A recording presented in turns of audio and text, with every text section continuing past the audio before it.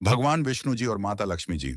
एक बार भगवान विष्णु जी शेषनाग पर बैठे बैठे बोर हो गए और उन्होंने धरती पर घूमने का विचार मन में किया। वैसे भी कई साल बीत गए थे धरती पर आए और वह अपनी यात्रा की तैयारी में लग गए। स्वामी को तैयार होता देखकर लक्ष्मी माँ ने पूछा, आज सुबह सुबह कहाँ जाने की तैयारी हो रही है? विष्णु जी ने कहा, हे लक्ष्मी, मैं धरती लोक पर घूमने जा रहा हूं। तो कुछ सोचकर लक्ष्मी माँ ने कहा, हे देव, क्या मैं भी आपके साथ चल सकती हूँ? भगवान विष्णु ने 2 पल सोचा, फिर कहा, एक शर्त पर। तुम मेरे साथ चल सकती हो। तुम धरती पर पहुंचकर उत्तर दिशा की ओर बिल्कुल मत देखना। इसके साथ ही माता लक्ष्मी ने हाँ कह के अपनी बात मनवा ली और सुबह सुबह माँ लक्ष्मी और भगवान विष्णु धरती पर पहुंच गए। अभी सूर्य देवता निकल रहे थे। रात बरसात होकर हटी थी। चारों ओर हरियाली ही हरियाली थी।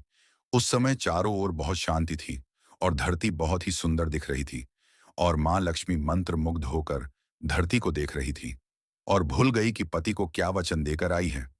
और चारों ओर देखती हुई कब उत्तर दिशा की ओर देखने लगी पता ही नहीं चला। उत्तर दिशा में माँ लक्ष्मी को एक बहुत ही सुंदर बगीचा नजर आया और उस तरफ से भीनी भीनी खुशबू आ रही थी और बहुत ही सुंदर सुंदर फूल खिले थे। यह एक फूलों का खेत था और माँ लक्ष्मी बिना सोचे समझे उस खेत में गई और एक सुंदर सा फूल तोड़ लाई। लेकिन यह क्या, जब माँ लक्ष्मी भगवान विष्णु के पास वापस आई तो भगवान विष्णु की आंखों में आंसू थे और भगवान विष्णु ने माँ लक्ष्मी को कहा कि कभी भी किसी से बिना पूछे उसका कुछ भी नहीं लेना चाहिए और साथ ही अपना वचन भी याद दिलाया। माँ लक्ष्मी को अपनी भूल का पता चला तो उन्होंने भगवान विष्णु से इस भूल की माफी मांगी। तो भगवान विष्णु ने कहा कि जो तुमने भूल की है उसकी सजा तो तुम्हें जरूर मिलेगी। जिस माली के खेत से तुमने बिना पूछे फूल तोड़ा है, यह एक प्रकार की चोरी है।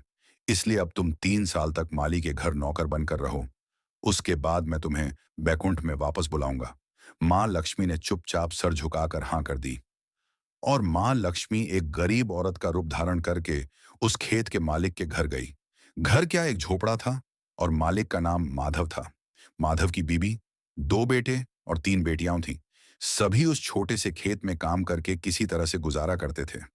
माँ लक्ष्मी जब एक साधारण और गरीब औरत बनकर जब माधव के झोपड़े पर गई तो माधव ने पूछा, बहन तुम कौन हो और इस समय तुम्हें क्या चाहिए? तब माँ लक्ष्मी ने कहा, मैं एक गरीब औरत हूं। मेरी देखभाल करने वाला कोई नहीं। मैंने कई दिनों से खाना भी नहीं खाया। मुझे कोई भी काम दे दो, साथ में मैं तुम्हारे घर का काम भी कर दिया करूंगी।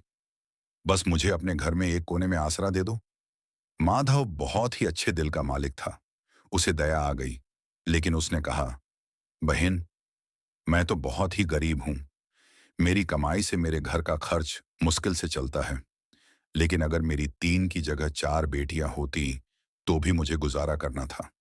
अगर तुम मेरी बेटी बनकर जैसा रूखा सूखा हम खाते हैं उसमें खुश रह सकती हो तो बेटी अंदर आ जाओ। माधव ने माँ लक्ष्मी को अपने झोपड़े में शरण दे दी और माँ लक्ष्मी 3 साल उस माधव के घर पर नौकरानी बनकर रही। जिस दिन माँ लक्ष्मी माधव के घर आई थी उसके दूसरे दिन ही माधव को इतनी आमदनी हुई फलों से कि शाम को एक गाय खरीद ली। फिर धीरे धीरे माधव ने काफी जमीन खरीद ली और सबने अच्छे अच्छे कपड़े भी बनवा लिए और फिर एक बड़ा पक्का घर भी बनवा लिया। बेटियों और बीबी ने गहने भी बनवा लिए और अब मकान भी बहुत बड़ा बनवा लिया था। माधव हमेशा सोचता था कि मुझे यह सब इस महिला के आने के बाद मिला है। इस बेटी के रूप में मेरी किस्मत आ गई है। और अब 2 से 5 साल बीत गए थे, लेकिन माँ लक्ष्मी अब भी घर में और खेत में काम करती थी। एक दिन माधव जब अपने खेतों से काम खत्म करके घर आया तो उसने अपने घर के सामने द्वार पर एक देवी स्वरूप गहनों से लदी एक औरत को देखा।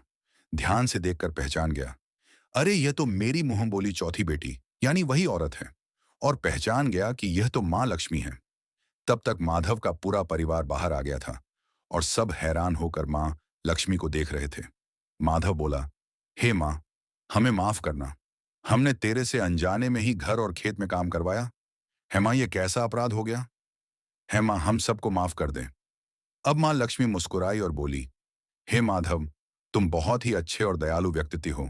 तुमने मुझे अपनी बेटी की तरह से रखा, अपने परिवार के सदस्य की तरह से।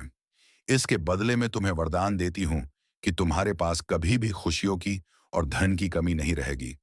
तुम्हें सारे सुख मिलेंगे जिसके तुम हकदार हो। और फिर माँ अपने स्वामी के द्वारा भेजे गए रथ में बैठकर बेकुंठ चली गई। ऐसी और पौराणिक कथाओं के लिए हमारे चैनल को सब्सक्राइब करें, लाइक करें और शेयर करना ना भूलें। तो मिलते हैं अगली पौराणिक कथा में।